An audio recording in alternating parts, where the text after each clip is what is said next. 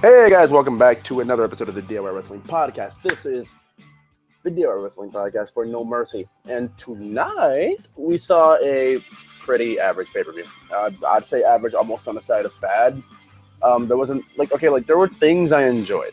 Okay, if we're going to put it that way. There were things I enjoyed, but then, there was nothing I was like, oh my god. Like, maybe the tag team match with Cesaro basically may have applied for dentures without even knowing. The women's match was all right. I had no issues with it. Otherwise, no real issues. Nothing. Nada. Zero. Zip. Well, not no real issues. Just no, it's hard to explain. But, anyways, the show overall, like I said, average, almost on the side of bad. I mean, there was nothing really exceptionally amazing. Like, there were good things, but just otherwise everything was average, just almost. Yeah. All right. So, I mean, I'm just gonna, put it out there right now. I did not see the pre-show. I have the WWE Network, and I just chose not to watch the pre-show, and I got home late for the first few matches of said show. That being said,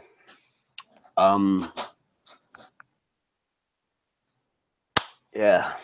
That being said, what the hell was I gonna say?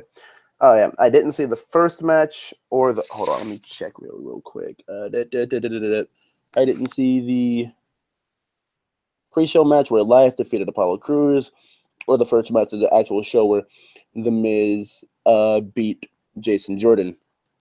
And I guess from what I've heard, he's won the way Miz has won for the last year. And maybe I may not have watched this match or the next match, but I did see the rest of the show. But I can speak on The Miz here for a second, right? So The Miz was a guy who was on SmackDown. Let me take care of this for 1 second here. The Miz was a guy that was on SmackDown. And for over a year, I could say, I guess, for over a year, Miz was just doing the best work of his career, right? And he was amazing as a character, right? And now it's just 1 year later, I feel like he's lessened on Raw because SmackDown used him so well.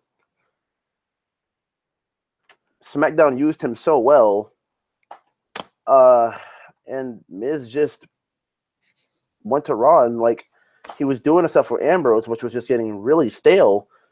And after that, Miz just I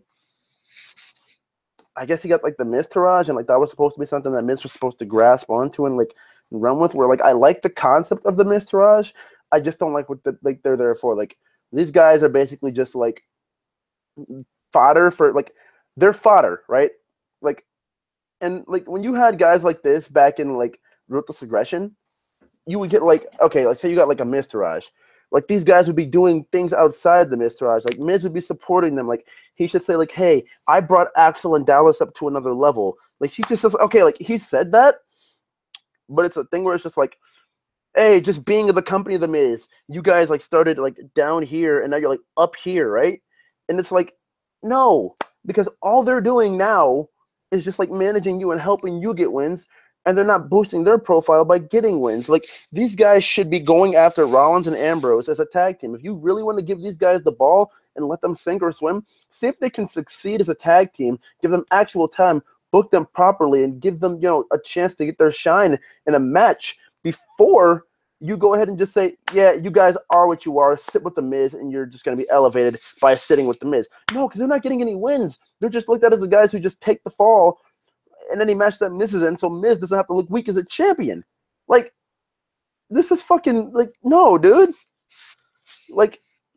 I feel like Miz is being grossly misused on Raw, and they need to do something. They need to do something fast, right? So,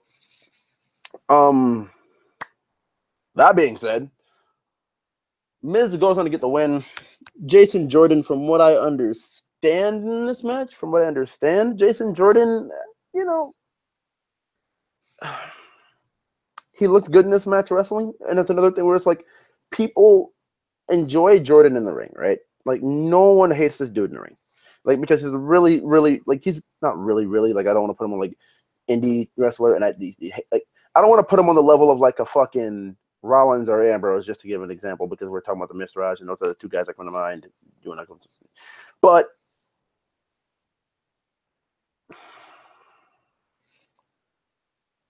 Jordan is a good wrestler, is the best way to put it, right? So, that being said, the craziest part about it is, like, the fact that Jordan as a character is fucking bad, like, right? Like, you get these guys who are, like, let me put it like this, like Jason Jordan, where they're just the cheesiest of all cheesy, like, baby faces, where they're like, I'm doing this for you guys, even though they're bullying you, obviously. And, Miz, I'm facing you for the title because you suck. Like, dude, that's not going to get you anywhere by just saying, hey, Miz, you suck, Miz. You suck, man. That is getting you nowhere. And this is why crowds boo you, right? Like, because, like, the WWE in general has this as an issue where they do not know how to book a proper babyface. The WWE, they make you the corniest of all corny people. Like, to endear yourself to these people, like to be cool, you have to have a fire and determination behind you. You can't just come out, say, like, in a regular voice, like, hey, I'm doing it for you guys, because that guy over there is horrible, awful, and putridly disgusting. Yeah! No, that's not how that shit works. Like, come on, man. You gotta know how to fucking book some of these guys, right? Like, this, like, if you want to get them over, that's the way you gotta fucking do it. But hey, that's just me. Okay, moving on.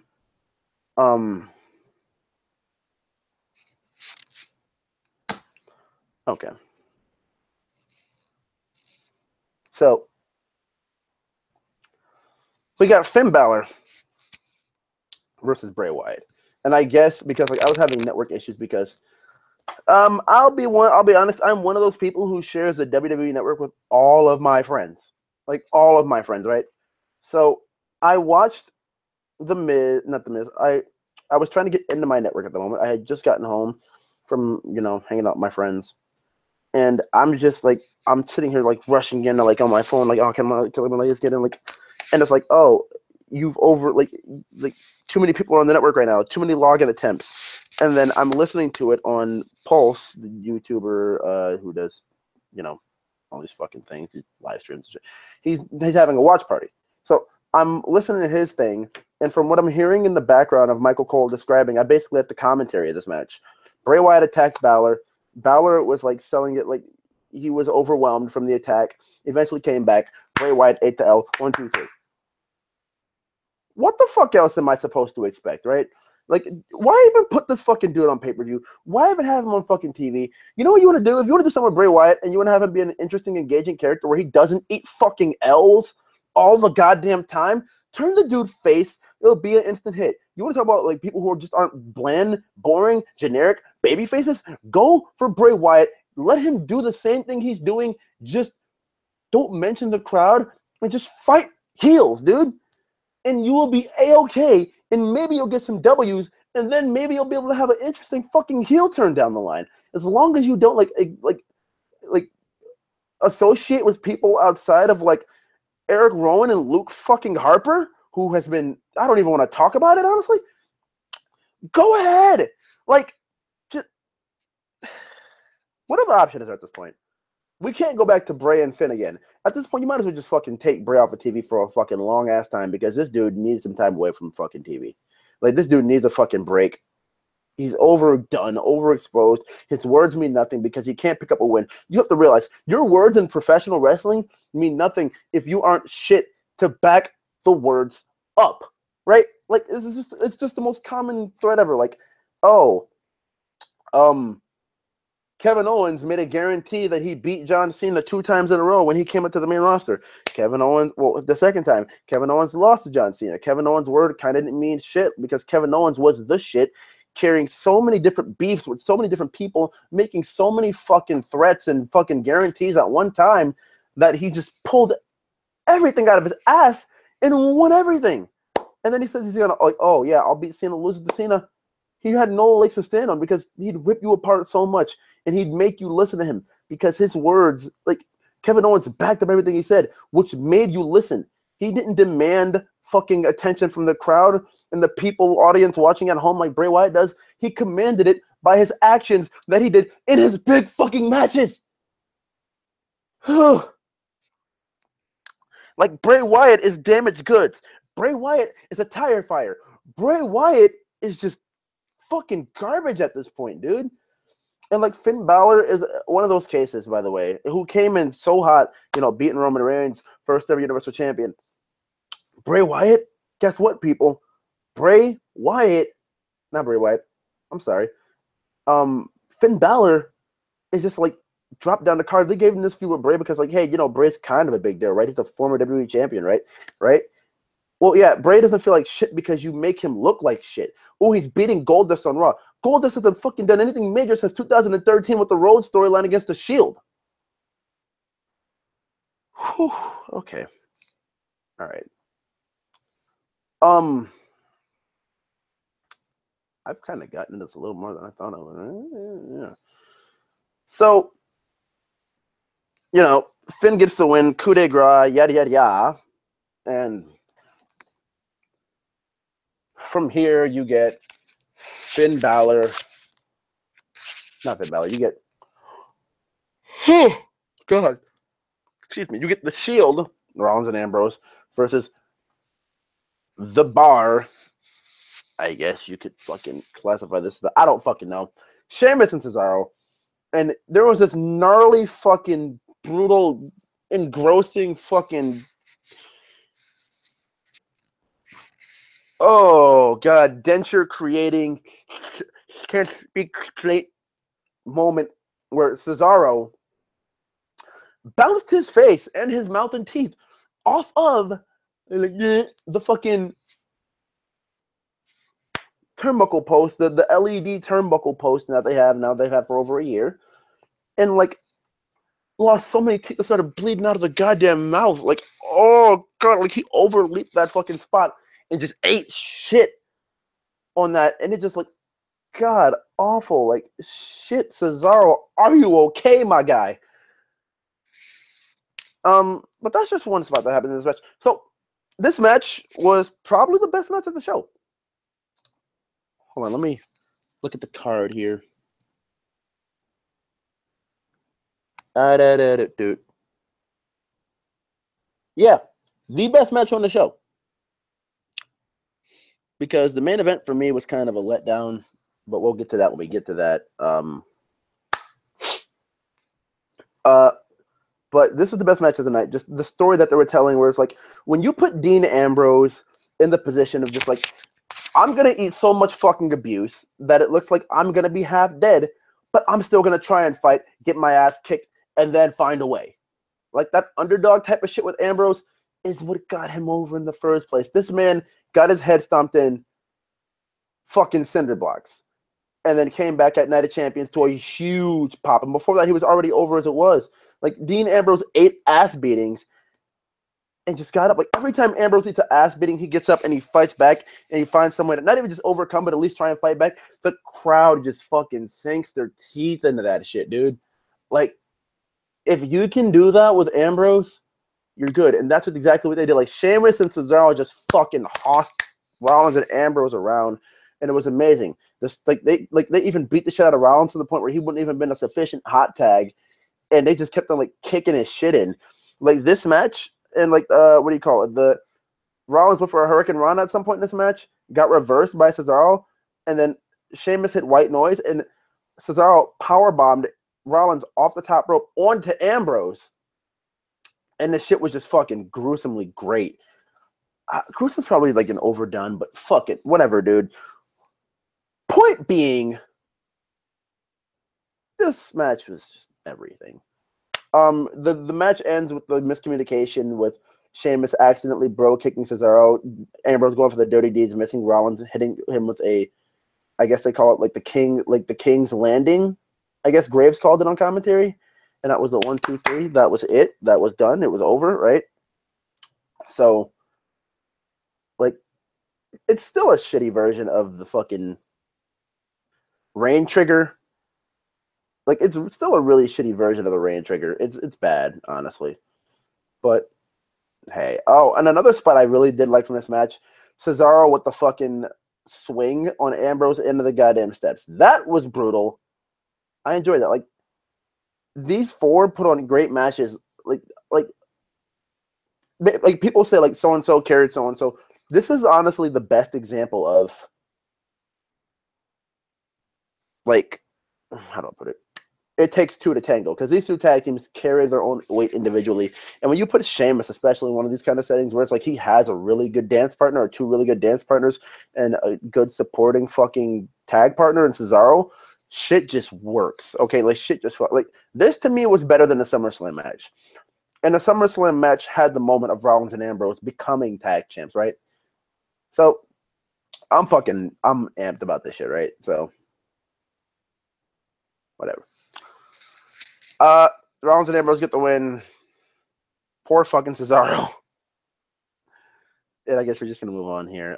Up next was the Raw Women's Championship match between Emma, Alexa Bliss, Sasha Banks, Bayley, and Nia Jax. This match was, pretty fun. There was nothing, really. The best part of the match was Nia Jax getting powerbombed on the floor, not taking it on her lower back. She took that shit straight up high on the neck and upper back region. Shit was just God, right? So Nia goes on to get the win. Not the Nia, I'm sorry. Alexa goes on to get the win with the DDT. I don't know why the fuck I keep expecting a Sasha heel turn when Sasha sells merch out the ass. Like, every time I expect it, it's just stupid to me. Because I thought for a second, is this elimination? Oh, no, it's just regular, 1-4-1s at all. I was hoping that Sasha would have pulled the CM Punk where Bayley, like, hit the Bayley to belly on, like, Alexa or some shit. And Sasha came out and just stole the win. But let's talk about Alexa Bliss here for a second. Alexa Bliss went on to get the win with the DDT on Bayley, right? Which, like, I guess it's kind of smart because it closes out the whole Alexa Bayley thing. Well, Bayley was supposed to face Alexa anyway at SummerSlam, but she didn't. So, let's talk about this, right? So, Alexa Bliss is one of the more entertaining women in the division, right? Like, as a character, she's really good. And no one ever fault her for that. But she probably puts on some of the worst matches in the division, Raw and SmackDown. Like, I love Alexa Bliss as a character. I'll listen to her promos and, like, I'll take those shits in. If I'm comparing her to Charlotte, holy shit, she's worlds better. Unless Charlotte's speaking genuinely from the heart like she did on SmackDown. But Alexa Bliss, just match quality, her shit is not good. And I feel like she needs to continue working on herself in the ring. I've been watching her since NXT. I feel like she's gotten a little better, but not to the point like her matches are, like, great. Like, she's had matches that, like, really slow and then, like, pick up just a little bit, but, like, nothing drastic. Like, I feel like most women on Raw are better than her. Emma in the ring, better. Sasha in the ring, better. Bayley in the ring, better. Nia, even in the ring, can put on a better match than Alexa Bliss. And Alexa Bliss is, like, it's not like she's, like, a really shitty wrestler. She's just, like, she's a really boring wrestler. That's it. Like, she doesn't work a really fun, like, she can't work a really fun match unless it's, like, in a 5-way like this where, her weaknesses are hidden by, like, fast-paced action and her not having to do all the work. It's, like, the same thing with, like, guys like Baron Corbin as well. But, I digress. Alexa went on to win. I just felt like we had to address that with Alexa Bliss. Up next was John Cena versus Roman Reigns. Ever seen Roman Reigns losing this match? I don't know what to tell you. I kind of feel bad that you even thought that in the first place. It's just a really shitty situation sometimes, man. But, like, Roman Reigns gets the win. And, like, what was it? Like, a fairly, like, for those two and what they could do, I mean, it was honestly what you would expect. My expectations were pretty much met. I didn't really want anything more or anything less from this. Roman getting the win is what I expected, so I planned that as, the way it were to happen. If I had one gripe of this match, Roman kicked out of technically 4, well, He took 4 AAs and kicked out of 3 because Cena did the fucking roll through in AA. But Roman, it took 1 spear and 1 pinfall attempt in the ring for John to lose, even though he took a spear through the announce table, which you should think is probably going to weaken John more. But I've seen this man go through hell. And I guess you could just attribute it to like, oh, maybe John Cena's getting older. Maybe John Cena's lost a step, you know. But after the match, he did go ahead and, you know, shake Roman Reigns' hand, raise his arm, you know, hug him, probably like he whispered some shit to him. And then Roman walked out the ring, left the ring to John. John basically gave his headband on his wrist to a little fucking kid. And yes, because for those of you who don't know, John Cena's wristbands are headbands because his arms and fucking wrists are huge as shit. So he gave it to a kid and walked out. The crowd chanted, "Thank you, Cena." And just, you know, that was that.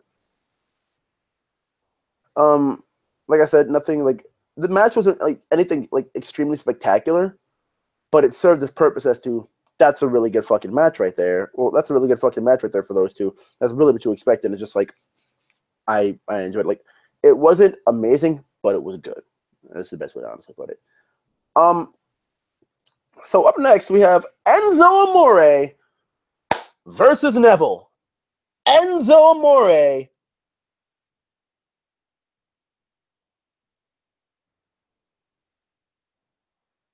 versus Neville.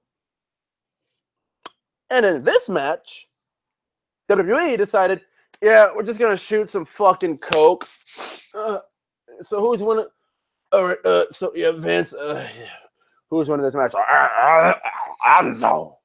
I'm gonna peel Enzo. What's the finish? I don't know. I'm kick him in the nuts.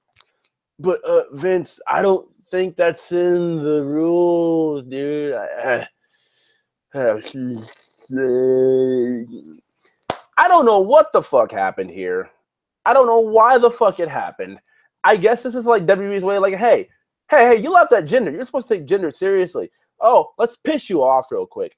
Hey, Neville, remember, you know, the good things you're doing with that title, and like you're actually making people interested in you and that title explicitly. Maybe not the entire division, but you and that title. Yeah. Fuck you. Enzo went over because in the middle of this match is boring as shit until Enzo hit the DDG. Yes, that's what it's actually called, the DDT up the middle rope. Neville sold it like pure death and really sold for Enzo. I appreciate that. And Enzo went, grabbed the title, and the ref was telling him how DQ him. Neville gave the ref the title for the ref to take back and, like, you know, put outside the ring. And Neville got kicked in the nuts by Enzo. 1, 2, 3. Enzo Amore is your new Cruiserweight champion, and my mind is absolutely blown. So that's pretty much that. I mean, they protected Neville. I can at least give them that. And that's pretty much that. I mean, I have nothing more to fucking say. Like, that just shows you how much this division does not mean. They made Enzo Amore the new Cruiserweight champion. And I guess they're trying to, like, play this Eddie Guerrero thing with him, where, like, he steals victories, you know, the whole lie, cheat, steal thing. But Enzo's getting booed in the midst of it, right? Like, Eddie didn't get booed unless you try to turn that man heel, which just in 2005 was proven that shit just didn't work. And they turned him back face eventually. But, like, I don't know, dude. It was just really bad. Like, there was no reason that shit should happen. But anyways, we're moving on to the main event, which is Brock Lesnar versus Braun Strowman. Brock won, right? So they made Braun look like a complete glass cannon instead of an actual tank, which he is. This man has been no-selling German suplexes, throwing Brock Lesnar around like he was a little fucking boy. And then, like, Brock Lesnar did hit a Kimura in this match and, like, weaken Braun a little bit, but he didn't weaken Braun as a whole. He just weakened the man's arm, right? Like, Braun did eventually get out of the shit, but he just weakened Braun by the arm. And you figure, like, what the fuck? Like, Braun should be A-okay, right? And just like, no, he's not. Braun just ate one F5, and that was it.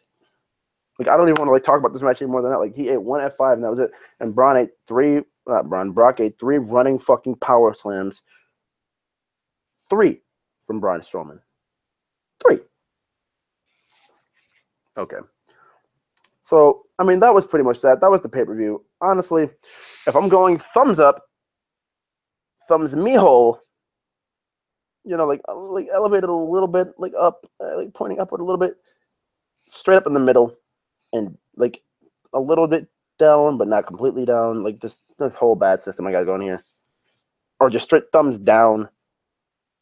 I guess I'm going like thumbs like directly in the middle. Like I'm going like right here. Like the pay-per-view like didn't like do anything horribly bad, but it didn't do anything much good. I feel like I almost damn near want to like put it right here for Neville, but I know how much the cruiserweights don't matter to them. But I like Neville matters a lot to me, so I'm like I'm a juxtaposition of here and here.